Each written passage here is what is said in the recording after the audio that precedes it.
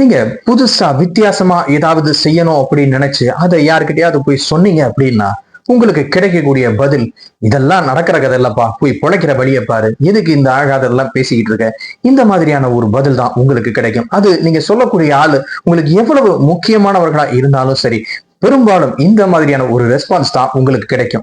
ஆனா இந்த மாதிரியான நெகட்டிவிட்டி எல்லாம் தாண்டி நீங்க நினைச்சத அந்த புதுமையை, அந்த வித்தியாசமான முயற்சியை செஞ்ச காமிச்சீங்க அப்படின்னா கண்டிப்பா அந்த சக்சஸ் வந்து வேற லெவல்ல இருக்கும். ஏன் ஒரு உலக அதிசயமாகிற அளவுக்கு கூட இருக்கும் அப்படின்னு தான் சொல்லணும். அந்த மாதிரியான ஒரு ரொம்ப ஸ்பெஷலான ஒரு இன்ஸ்பைரிங்கான ஒரு விஷயத்தை பத்தி தான் இன்னைக்கு நம்ம வீடியோல பார்க்க போறோம். அன்பு நண்பர்களுக்கு வணக்கம். இது தடம் யூடியூப் சேனல். தடம் பார்த்து நடப்பவன் மனிதன், தடம் பதிப்பவன் மாமனிதன்.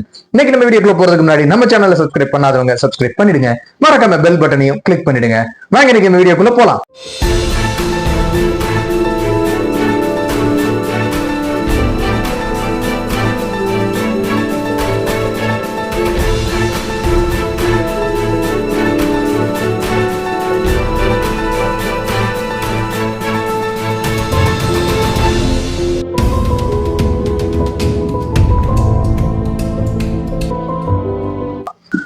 உலக அதிசயங்கள்ல ஒன்றான ஐஃபில் டவரை பத்தி நம்ம எல்லாத்துக்குமே தெரியும். சிட்டி ஆஃப் லவ் அப்படின்னு சொல்லப்படுற இந்த பாரிஸ் நகரத்தின் ஒரு அடையாளமாக இன்னைக்கு பிரம்மாண்டமா நின்றுகிட்டு இருக்கக்கூடிய ஒரு கட்டடம், ஒரு மிகப்பெரிய ஒரு விஷயம் தான் இந்த ஐஃபில் டவர். ஆனா இந்த ஐஃபில் டவரை பத்தி நிறைய பேருக்கு தெரியாத ஒரு விஷயம் என்னன்னா, உண்மையிலேயே இந்த ஐஃபில் டவர் கட்டலாம் அப்படின்னு தீர்மானிக்கப்பட்டப்போ அது கட்டுறதுக்காக தேர்ந்தெடுக்கப்பட்ட நகரம் இன்னைக்கு இருக்கக்கூடிய பாரிஸ் இல்ல.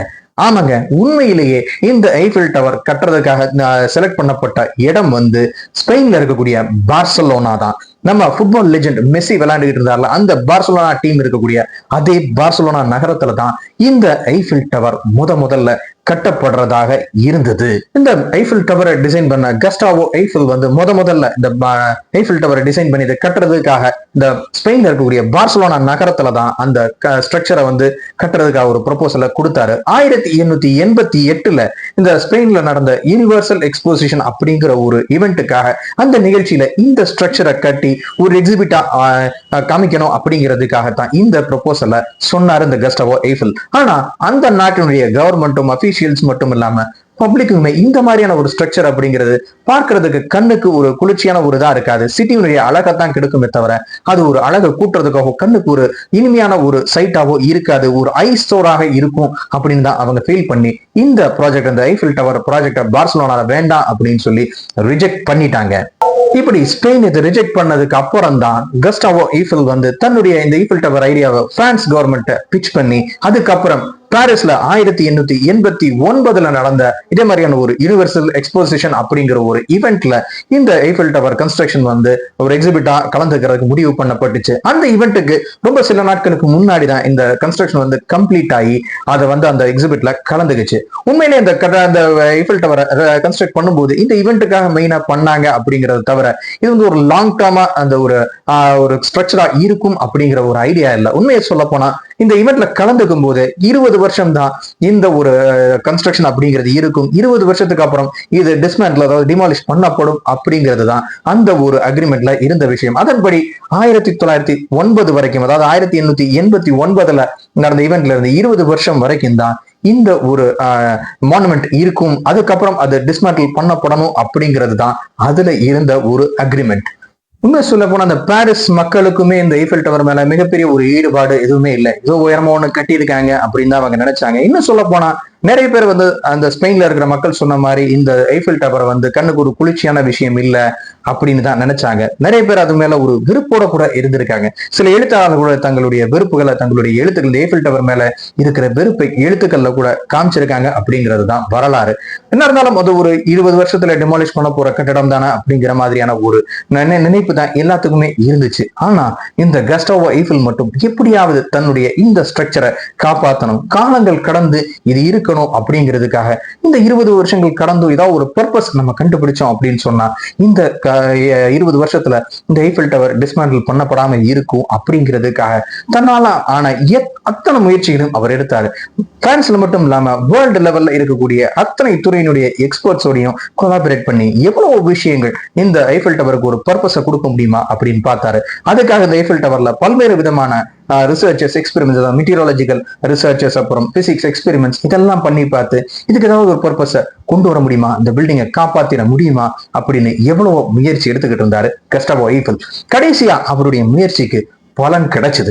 இதுல எந்த வகையில கிடைச்சது அப்படின்னா, இந்த ஐஃபில் டவர் கம்யூனிகேஷன்ஸுக்கு ரொம்பவே உதவியா இருக்கும். இந்த டவர் இருக்கிறது அப்படிங்கிறது கம்யூனிகேஷன்ஸுக்கு ரொம்ப ரொம்ப வசதியான ஒரு கிட்டத்தட்ட ஒரு வரம் மாதிரி அப்படிங்கிறத பிரான்ஸ் கவர்மெண்ட் உணரக்கூடிய ஒரு சம்பவமும் நடந்துச்சு.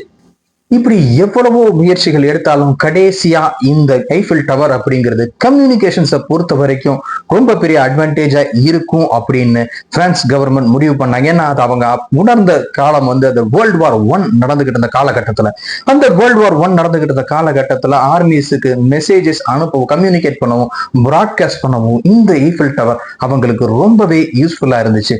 அது மட்டும் இல்லாம இந்த டயத்துல தான் அந்த வயர்லெஸ் டெலிகிராம் அப்படின்னு சொல்லக்கூடிய அந்த டெக்னாலஜி முதல்ல இந்த ஐஃபில் டவர்ல இருந்து தான் பண்ணப்பட்டுச்சு.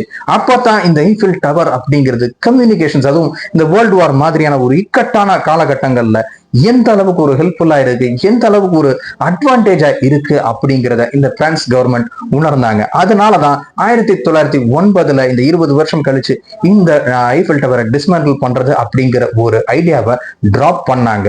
அந்த ஐடியா டிராப் பண்ணப்பட்டதுனாலதான் இன்னைக்கு யூஎஸ் இத்தனை வருஷம் 100 வருஷங்களுக்கு கழிச்சு இன்னைக்கு அந்த ஐஃபில் டவர் நின்றுகிட்டு இருக்கு. இன்னைக்கு அந்த ஐஃபில் டவருடைய மதிப்பு US$ படி $500 பில்லியன் மதிப்புள்ள ஒரு கட்டடமாக, ஒரு ஸ்ட்ரக்சராக, ஒரு உலக அதிசயமாக இன்னைக்கு 100 ஆண்டுகளை கடந்து நின்றுகிட்டு இருக்கு. அப்படின்னா அது அத்தனைக்கும் காரணம் அந்த கஸ்டாவோ ஐஃபில் அப்படிங்கிற ஒரு தனி மனிதன் தன்னுடைய கனவுக்காக எடுத்த முயற்சிகள். அந்த கனவு உயிர் கொடுக்கறதுக்காகவும், உயிர் கொடுத்ததுக்கு அப்புறம் அந்த கனவை உயிரோட வச்சுக்கிறதுக்காகவும் அவர் எடுத்த முயற்சிகளும் மெனக்கெடல்கள் தான் இன்னைக்கு இவ்வளவு பெரிய அந்த இருக்கக்கூடிய அந்த முதல்ல எந்த நகரத்துல வேண்டாம்னு சொல்லிட்டு அப்புறம் வேற ஒரு நகரத்துல நிர்மாணிக்கப்பட்டுச்சோ அந்த நகரத்துக்கே ஒரு அடையாளமாக இன்னைக்கு பிரம்மாண்டமா நின்றுகிட்டு இருக்கு. அப்படின்னா அதுக்கு காரணம் அந்த ஒரு மனிதனுடைய அந்த விஷன், அந்த ஒரு முயற்சி, அது மட்டும்தான். இதே மாதிரி ஒவ்வொருத்தரும் நம்முடைய கனவுகளுக்காக நம்ம எத்தனை நெகட்டிவிட்டி எல்லாம் தாண்டி நம்ம உயிர் கொடுத்தோம்,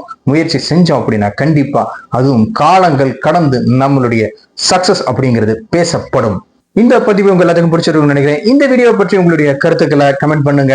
இந்த வீடியோ உங்களுக்கு பிடிச்சிருந்தா லைக் பண்ணுங்க, ஷேர் பண்ணுங்க. மறக்காம நம்ம சேனலை சப்ஸ்கிரைப் பண்ணிடுங்க. மீண்டும் இது போன்ற சுவையான ஒரு பதிவுல உங்களை சந்திக்கிறேன். அதுவரை உங்களிடமிருந்து விடைபெறுகிறேன். நன்றி, வணக்கம். தடம் பதிப்போம்.